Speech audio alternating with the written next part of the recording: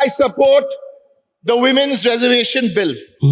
But this government, when will this government know or learn that this is a parliamentary democracy and this is not an army commando operation? In an army commando operation, you need secrecy, you need surprise, you need stealth. In a parliamentary democracy, you don't. You need cooperation, you need sharing. Why do you bring this special session parliamentary bulletin, no agenda, the agenda will be added later? 2, why do you have an all-party meeting on Sunday and don't mention a word about this bill? Why do you have a cabinet meeting and this morning we are given 4 hours time to submit amendments? Sir, honestly, I appeal to them. Such parliamentary democracy with such secrecy hurts a democracy. We know why it is being done. And the last 3 days, one man's story is being told. Fair enough. Today, I want to begin with a quote, which everyone can own today. Quote, "Sir, we want the women's bill to be introduced. We want nothing short of the women's bill. We want a specific date. We want an assurance that the women's bill is brought. This is a matter of shame that it hasn't been brought. We want a specific time frame." Unquote. This is very nice today. This was said by somebody in the Lok Sabha on the 14th of July, 1998. It was a woman MP. Today, she is the 3-time Chief Minister of Bengal. She is the founder chairperson of the Trinamool Congress. And sir, she has already got 40% of her women MPs already in the Lok Sabha. From 14th of July 1998, let this woman's story be told. In 2006, a 26-day hunger strike, no reservation, struggling and fighting for her rights as a woman. In 2014, setting a record because the bill didn't get passed. So what did she do? She gave 41% tickets in the Lok Sabha to women MPs. The BJP president, the first speaker, was saying this is the shortest way to bring women to parliament. No, sir, this is not the shortest way. You didn't need the bill. Bring them, show us, and bring them to parliament. Now you come to the life of this woman. 2019, she sets a record. Not only does she give 40% women tickets, 39% women Lok Sabha MPs are already sitting in the Lok Sabha. Why do I say this? It is one thing to give the women tickets. It's another thing to make sure you give them tickets which are winnable. One man's story, sir, we've heard. One woman's story needs to be told today in this new parliament building. I'll tell you more. My last date, 2021, assembly elections in Bengal. The men came with money, with media, with muscle power, with misogyny, and mocked her. Didi, oh Didi. You even tried to smash and you broke her foot, smashed it to injure her. Yes, she gave you the answer truly like a woman. Softly, softly. Good. When I talk about Mr. Modi and Mr. Shah, I get under their skin, I know. Sir, the woman answered her how? The women didn't answer. The people of Bengal in India provided the answer. And after the election, what happened? The health minister of Bengal, the finance minister of Bengal, the land minister, the industry minister, the commerce ministry are all headed by women. You couldn't find one woman in your 16 chief ministers to make a chief minister, and you're coming and telling us what to do about women. Take some of our advice.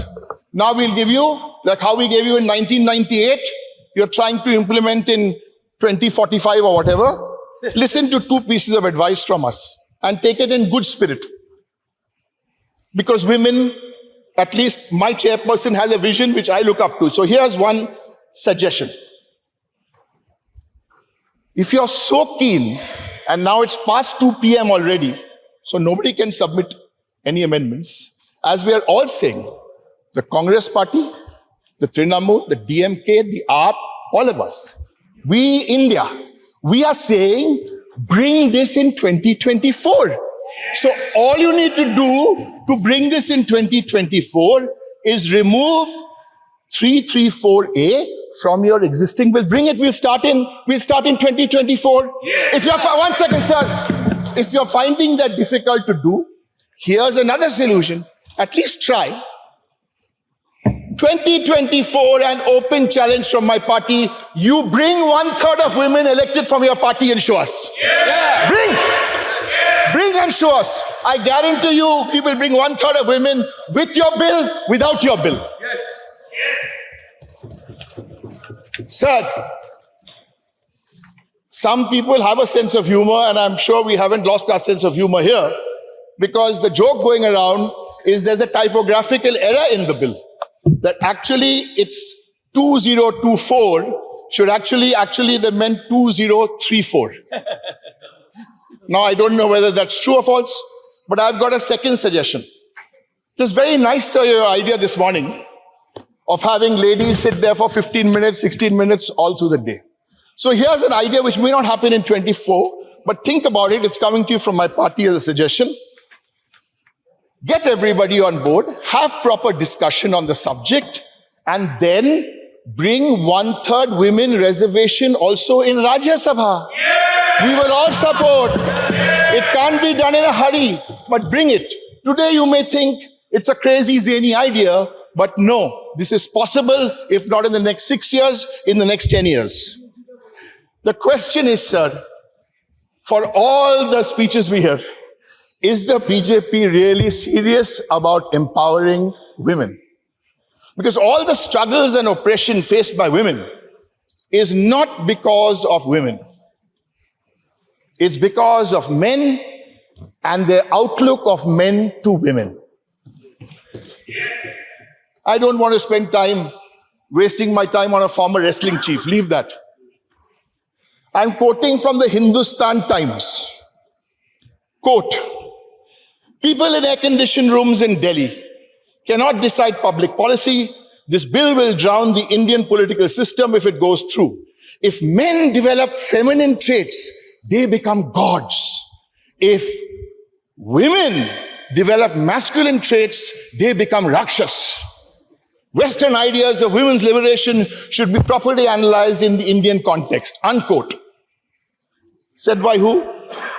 I'll tell you who said it. You can build a new building, sir, but I request all of you to first change your mindset. Yes, yes. This was said by the current Chief Minister of Uttar Pradesh. Hey. Sir, in conclusion,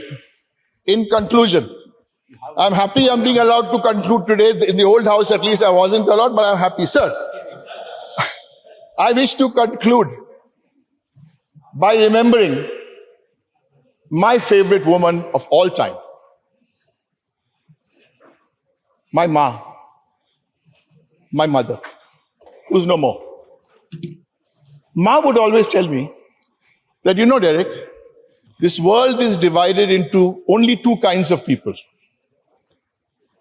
The talkers and the doers. So some people will talk. 15 crore into your, 15 lakhs into your bank account, farmer income, triple, after demonetization, this will happen, after that will happen. There is one difference, sir. The talkers and the doers. There is only one difference.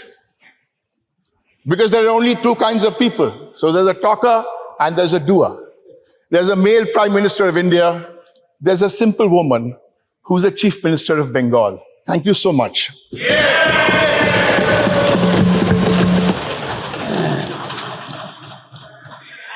Shri Derek O Brien is called upon to authenticate two statements made by him. One, man came with money, and second, the allegation he has leveled by quoting the present Chief Minister of Uttar Pradesh, Shri Manas, during course of the day, Shri Manas Ranjan Mangraj, authenticated. Thank you, Chairman, sir. Already Mr. Jairam Ramesh, Mr. Chidambaram Thank you, Chairman, is yet sir. to do it. No, I support this bill. it sir. has to be. मैं bill को समर्थन करता हूँ, sir. 1 second. No. मैं मेरा During course of मातृभाषा the Odia day, में बोलने के लिए चाहता हूँ. The direction is very clear. No BJP member. ସବୁବେଳେ ସାଧାରଣ 1 second. ଜୀବନ- Sit down. ଜନଜୀବନ 1 ତଥା second. 1 second. 1 ସମାଜର second. ସମସ୍ତ କ୍ଷେତ୍ରରେ 1 second, honorable member. 1 second. I had indicated very firmly, this is not a place to trade allegations. Every member has a right. Every member has a right to say anything. You will have to authenticate during course of the day. That's a directive. Shri Manas Ranjan Mangraj, take your seat. Manas Mangan Raja. No floor. Nothing will go on record. Nothing will go on record. Sit down. You have to sit down. Don't force my hands. Sit down. You will have to comply with the directive. No. If you level an allegation that Prime Minister of this country went to West Bengal with money, and you still want me to condone it, prove it. I will authenticate it if you want. Shri Manas Ranjan Mangraj.